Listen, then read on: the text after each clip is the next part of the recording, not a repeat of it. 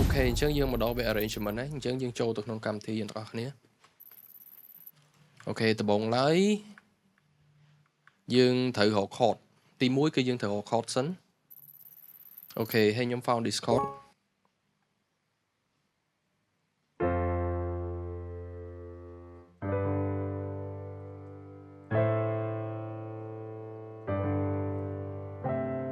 yeah ខ្ញុំបាន found code ហ្នឹងហើយខ្ញុំ add layer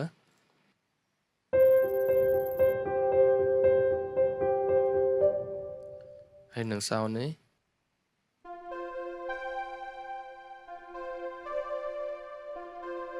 yeah it's gonna be sound like this